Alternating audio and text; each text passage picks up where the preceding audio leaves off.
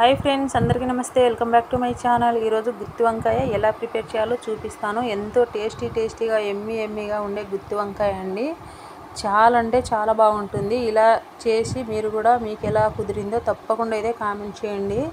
ఈ గుత్తి వంకాయ వేడి జొన్న రొట్టెలో కానీ వేడి అన్నంలో కానీ చాలా అంటే చాలా బాగుంటుందండి. చపాతీలో కూడా, పలావులకు కూడా ఈ గుత్తి వంకాయ అయితే మేము వేడి జొన్న రొట్టె వేసుకొని అయితే తినేస్తున్నాను. వేడిగా జొన్న రొట్టె, అలాగే వేడిగా రైస్ కూడా అండి. వెన్నెలా కరిగిపోతుంది ఈ గుత్తి వంకాయ. నేను చూపించే విధంగా మీరు కూడా ఇలాగే చేయండి. సూపర్గా వస్తుంది, చాలా బాగుంటుంది. చూడండి, అన్నంలో కలుపుకుంటుంటే చాలా అమృతంలాగా ఉందండి గుత్తి వంకాయ. నేను ఎలా ప్రిపేర్ చేయాలో చూపిస్తాను. వీడియోలోకి వెళ్ళి చూసేద్దామా. ఇంకా ఈ గుత్తి వంకాయ చాలా బాగుంటుంది. వేడిగా చేయి అయితే కాలిపోతుందండి. చాలా కమ్మగా ఉంటుంది గుత్తి వంకాయ. ఫస్ట్ టైం మన ఛానల్ చూస్తుంటే లైక్ చేసి, షేర్ చేసి, సబ్స్క్రైబ్ చేసుకోండి ఫ్రెండ్స్. ఇప్పుడు ఈ గుత్తి వంకాయ ఎలా చేయాలో చూపిస్తాను.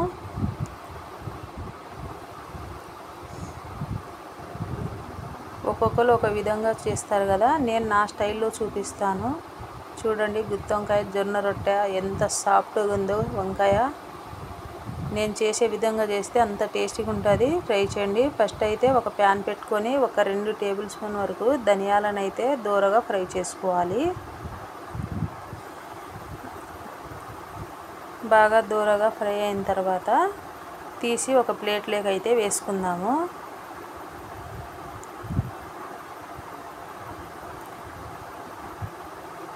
ఆ తర్వాత మళ్ళీ అదే ప్యాన్లోకి జీలకర్ర కూడా వేసుకోవాలండి. ఒక టేబుల్ స్పూన్ వరకు జీలకర్ర, ఒక 3 జీడిపప్పులు, అలాగే ఎండు కొబ్బరి, ఒక కొబ్బరి గిన్నెలో సగం అయితే వేసుకుంటున్నానని, ఒక గుప్పెడు కరివేపాకు అన్నీ వేసి బాగా ఫ్రై చేసుకోవాలి. ఇవన్నీ వేసుకుంటే గుత్తి వంకాయ చాలా బాగుంటుంది. 1 ఇంచు దాల్చిన చెక్క, ఒక 4-5 చెక్క లవంగాలు కూడా వేసుకొని బాగా వీటిని అంతా బాగా దూరగా ఫ్రై చేసుకోవాలండి. మాడనివ్వకండి. ఇలా వీడియోలో చూపించే విధంగా బాగా ఫ్రై చేసుకోండి. ఆ తర్వాత అదే ప్యాన్ పెట్టుకొని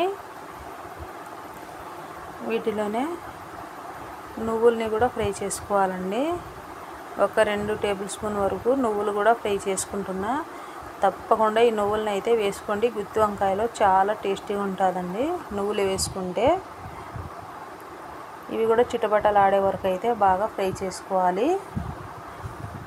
మీడియం ఫ్లేమ్ పెట్టుకొని వీటిని బాగా దూరగా ఫ్రై చేసుకోవాలండి నువ్వులకి. ఇవి కూడా చూడండి ఎగిరిపోతున్నాయండి చిటపటలాడుతూ. ఇంకైతే తీసి 2 టేబుల్ స్పూన్ వరకు పల్లీలు అయితే వేసుకుందాము. ఎక్కువ అయితే వేసుకోకూడదండి పల్లీలు. 2 టేబుల్ స్పూన్ వేసుకుంటే కర్రీ అనేది చాలా బాగుంటుంది. ఎక్కువ వేసుకున్నామనుకో సప్పదనం వచ్చేసి కర్రీ కలర్ కూడా రాదండి. తక్కువనే వేసుకోవాలి ఈ బుడ్డపప్పులు అనేది.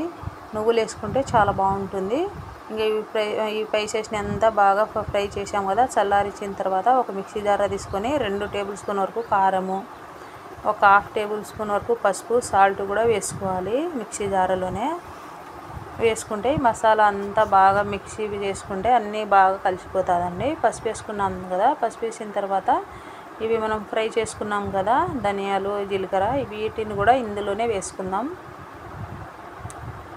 వేసేసి బాగా ఫైన్ పేస్ట్గా మిక్సీ అయితే పట్టుకుందామండి.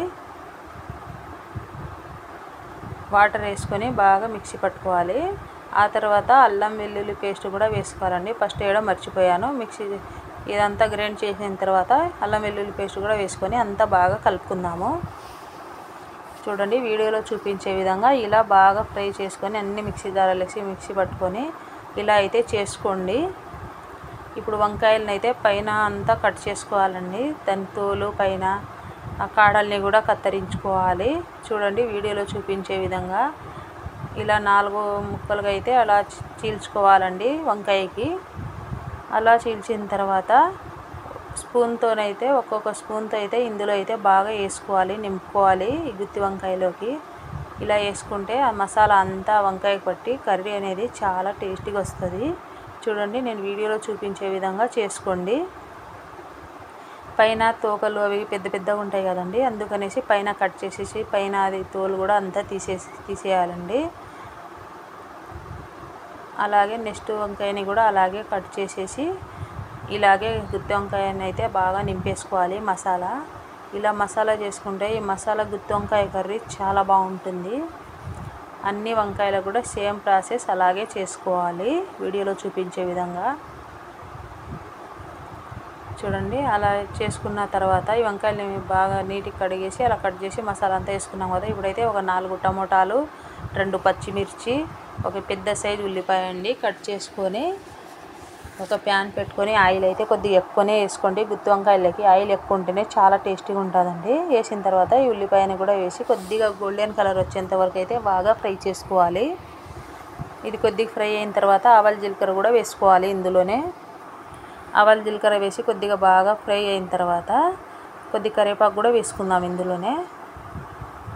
చూడండి, కొద్ది కలర్ వచ్చేసింది కదా. ఇప్పుడైతే కరివేపాకు కూడా వేసుకుందాము.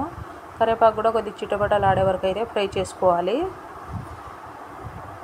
బాగా ఫ్రై అయిన తర్వాత ఈ పచ్చిమిర్చిని, ఈ టమోటాలని కూడా ఇందులోనే వేసి బాగా కొద్ది ఫ్రై చేసుకుందాము.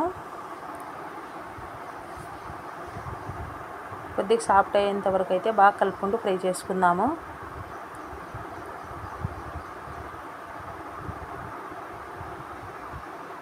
నేను చేసిన పద్ధతిలో చేసుకోండి, గుత్తి వంకాయ చాలా బాగుంటుంది. మీరే తప్పకుండా కామెంట్ చేస్తారు, అంత బాగుందండి గుత్తి వంకాయ, చాలా బాగుంది. కొద్దిగా మూత పెట్టేసి సాఫ్ట్గా అయ్యే వరకు అయితే మగ్గనిచ్చుకుందాము. చూడండి, టమాటా ముక్కలు కొద్దిగా సాఫ్ట్గా అయిపోయినాయి కదా. ఇప్పుడైతే అల్లం వెల్లుల్లి పేస్ట్ అయితే ఇంకా మిగిలింది కదా, కొద్దిగా వాటర్ వేసేసి మిక్సీ జార్లో ఉన్న అల్లం వెల్లుల్లి పేస్టు, ఈ మసాలాని అన్నీ కూడా ఇందులోనే ఈ కర్రీలోనే వేసి బాగా కలుపుకోవాలి. ఇలా బాగా కలిపిన తర్వాత ఇంకొక 2 నిమిషాల పాటు అయితే వీటిని అంతా బాగా మూత పెట్టేసి ఉడకనిద్దాము. చూడండి, బాగా ఉడికింది కదా. ఇప్పుడైతే ఈ వంకాయలని ఇందులోనే వేసుకుందాము. బాగా ఉడికింది. ఇప్పుడైతే వంకాయలని ఇందులో వేసుకుందాము. ఒకటొకటిగా ఇలా వేసుకోండి.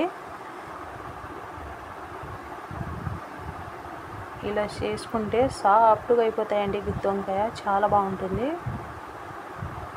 1/2 కేజీ వరకు నేను తీసుకున్నానండి వంకాయలు. మీరు ఎక్కువ తీసుకుంటే ఎక్కువ క్వాంటిటీని కూడా పెంచుకోండి. ఇప్పుడు వేసిన తర్వాత అంతా ఒకసారి అయితే బాగా కలుపుకుందాము. ఈ మసాలా అంతా ఈ వంకాయలను పట్టేటట్టుగా అయితే బాగా కలుపుకోవాలి. కలిపిన తర్వాత ఒక 2 నిమిషాల పాటు అయితే మూత పెట్టేసి బాగా మగ్గనిచ్చుకుందాం వీటికి.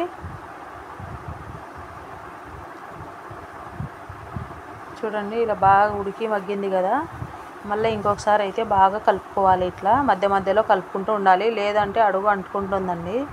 ఇప్పుడు బాగా మగ్గుతుంది కదా. ఇప్పుడైతే చిన్న నిమ్మకాయ సైజ్ అంతా చింతపండును అయితే నానబెట్టుకోవాలి. నానబెట్టిన తర్వాత చింతపండు గొజ్జును అయితే ఇలా వేసుకోవాలండి.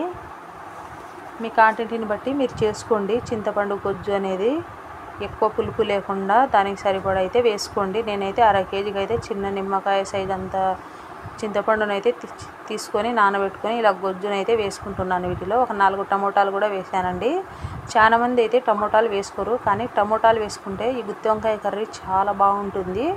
మీరు కూడా అలా వేసి చూడండి.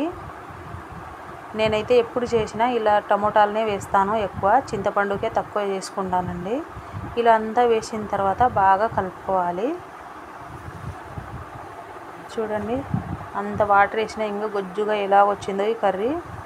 ఇప్పుడైతే దీనికి సరిపడా వాటర్ కూడా వేసుకుందాము, ఎందుకంటే మరి ఎక్కువ గొజ్జు ఉంటే కర్రీ బాగుండదు కదా, వంకాయలు ఉడకవు అనేసి ఇంకా కొద్దిగా అయితే వాటర్ వేసుకుందాము. మరీ ఎక్కువ గొజ్జుగా నీళ్ళలాగా ఉండకూడదు. వీడియోలో చూపించే విధంగా ఇలా ప్రిపేర్ చేసుకోండి, ఈ కర్రీ చాలా బాగుంటుంది. ఇప్పుడైతే బెల్లం అయితే వేసుకోవాలండి, ఖచ్చితంగా బెల్లం వేసుకుంటేనే గుత్తి వంకాయ అనేది చాలా టేస్ట్గా వస్తుంది.